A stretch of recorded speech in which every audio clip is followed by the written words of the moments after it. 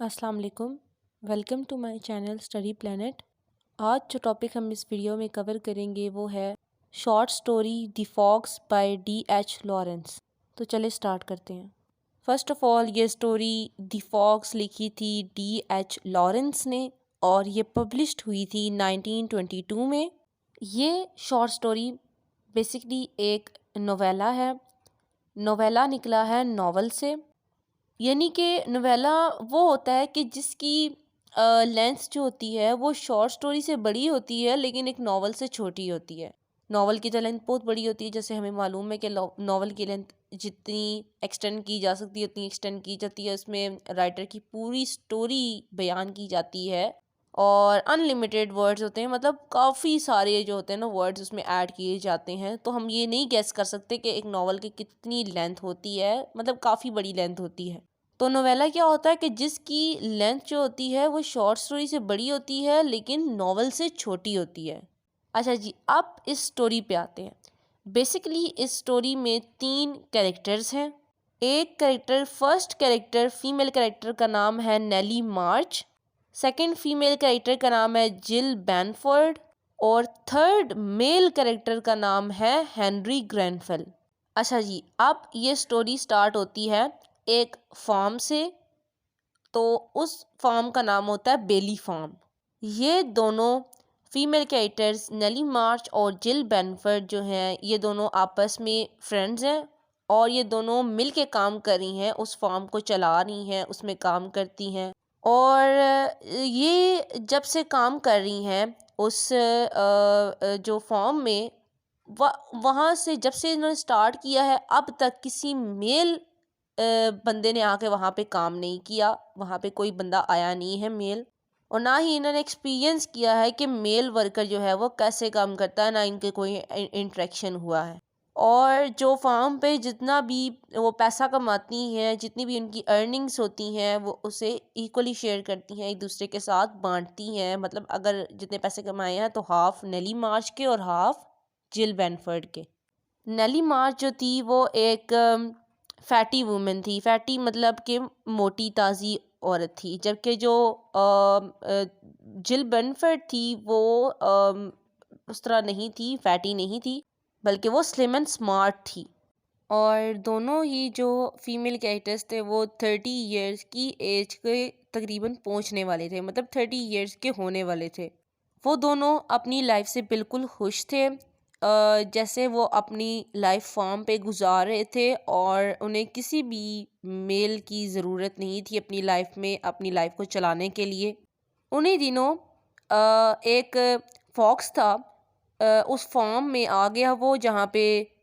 جل بینفورڈ اور نیلی مارچ یہ دونوں کام کرتے تھے، اور اس نے وہاں پہ آ کے تباہی مچانا شروع کر دی۔ اور وہ کیا کرتا تھا فاکس کہ جتنی بھی اس فارم میں جو چکنز ہوتی تھیں اس کو وہ چرا لیتا ہوتا تھا اور انہیں کھا لیتا تھا۔ جتنے بھی بھیڑ وغیرہ تھے، مطلب جتنی بھی گائیں وغیرہ، ان کیٹلز جسے ہم کہتے ہیں، ان پہ بھی اس نے اٹیک کرنا شروع کر دیا۔ تو دونوں جو فیمیل کریکٹرز تھے یہ بہت تنگ آ گئی تھیں اس فاکس سے، تو انہوں نے ایک دن سوچا کہ ہم اس سے جان چھڑواتے ہیں کیونکہ ہمارا تو بہت نقصان ہو رہا ہے۔ تو جو نیلی ہے یہ کیا کرتی ہے کہ ایک گن لے آتی ہے اور اس فاکس کو شوٹ کرنے کے لیے اس کے سامنے آ جاتی ہے، لیکن کیا ہوتا ہے کیونکہ فاکس ایک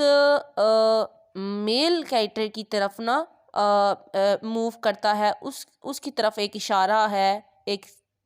جیسے کہتے ہیں ہم سگنیفیکنس دیتا ہے اس کی۔ تو کیا ہوتا ہے جب نیلی ڈیسائیڈ کرتی ہے اس فاکس کو شوٹ کرنے کے لیے،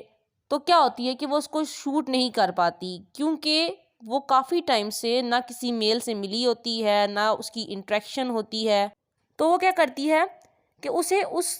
فاکس کے اندر ایک میسکولن فیلنگ آنے لگ جاتی ہے، مطلب جو مردانہ فیلنگ ہوتی ہے نا، جو کسی میل کریکٹر کے اندر، میل کے اندر ہوتی ہے، ٹھیک ہے، اور وہ اسے شوٹ نہیں کر پاتی۔ اس کے بعد دن تو گزرتے گئے، وہ فاکس بھی وہاں سے چلا گیا، اس کے بعد واپس نہیں آیا، لیکن اس انسیڈنٹ کا نیلی کے اوپر اتنا برا اثر پڑا کہ وہ رات کو بھی اپنے خواب میں بھی اسی فاکس کو دیکھنے لگ گئی، یعنی کہ روز رات کو اسے وہ خواب میں ڈریم میں اپنے وہ فاکس نظر آنے لگ گیا، اور اس کی وجہ سے کیا ہوا کہ وہ انکمفرٹیبل فیل کرنے لگی، اسے نیند نہیں آتی تھی، وہ بے چینی سی اس میں سٹارٹ ہو گئی۔ اب یہ پورا قصہ چلتا رہتا ہے کہ اس کو نیند نہیں آ رہی ہوتی، اس کے روزانہ کی یہی ڈیلی روٹین بن گئی ہے کہ اسے فاکس اپنے ڈریم میں دکھائی دے رہا تھا۔ تو یہاں ایک میل کریکٹر کی انٹری ہو جاتی ہے، ایک میل کریکٹر آ جاتا ہے یہاں پہ، جس کا نام ہوتا ہے ہنری گرینفل۔ اور یہ جو فارم ہوتا ہے نا، جہاں پہ جل بینفورڈ اینڈ نیلی مارش جو ہیں یہ یہاں پہ کام کر رہے ہوتے ہیں، یہ ہنری کے گرینڈ فادر کا کسی وقت میں کسی دور میں ہوا کرتا تھا، یعنی کہ وہ اس کے اونر تھے۔ یہ جو ہنری گرینفل ہے یہ ایک آرمی سولجر ہے، اور اس کی وہاں کے ہالیڈیز ہونے کی وجہ سے آرم فورسز سے، تو یہ یہاں پہ اپنی ہالیڈیز کو سپینڈ کرنے کے لیے اس فارم میں آیا ہے، اپنی پرانی یادیں تازہ کرنے کے لیے وہاں جاتا ہے۔ تو یہ ان سے بات کرتا ہے جل بینفورڈ اور نیلی مارچ سے، اور انہیں بتاتا ہے کہ یہ میرے دادا کا، میرے گرینڈ فادر کا کبھی ہوا کرتا تھا یہ فارم، میں یہاں پہ اپنی پرانی یادیں تازہ کرنے کے لیے آیا ہوں۔ تو وہ دونوں جو فیمیل کریکٹر ہوتی ہیں وہ اسے اجازت دے دیتی ہیں وہاں رہنے کے لیے۔ اب یہاں سے مین ٹوسٹ یا مین پلاٹ جو ہے وہ سٹارٹ ہوتا ہے۔ جو جل ہوتی ہے وہ تو اس ہنری کو ایز اے فرینڈ ٹریٹ کرتی ہے، ایز اے فرینڈ سمجھتی ہے، ایز اے فرینڈ انڈرسٹینڈ کرتی ہے، لیکن ہنری میں جو ہے وہ نیلی اس فاکس کی ایک پرچھائی دیکھنے لگ جاتی ہے، اس کو ایک پریویو نظر آتا ہے اس فاکس کا ہنری میں، کیونکہ فاکس بھی ایک میسکولن فیلنگ اس سے اٹریکٹ ہو رہی تھی، اور ہنری سے بھی ایسا ہی ہو رہا تھا۔ مطلب یہ کہ جو نیلی مارش تھی وہ اس فاکس کو اس ہنری کے ساتھ کمپیئر کر رہی تھی۔ تھوڑا ٹائم پیریڈ تو ایسے ہی چلتا رہا، لیکن کچھ ٹائم بعد ہنری بھی نوٹس کرنے لگ جاتا ہے کہ نیلی جو ہے وہ اس سے اٹریکٹ ہو رہی ہے، اور ہنری بھی اس سے اٹریکٹ ہونے لگ جاتا ہے۔ تو ہنری کیا کرتا ہے کہ وہ نیلی کو پرپوز کرتا ہے۔ فرسٹ ٹائم میں اس کی کوشش کامیاب ہو جاتی ہے، کیونکہ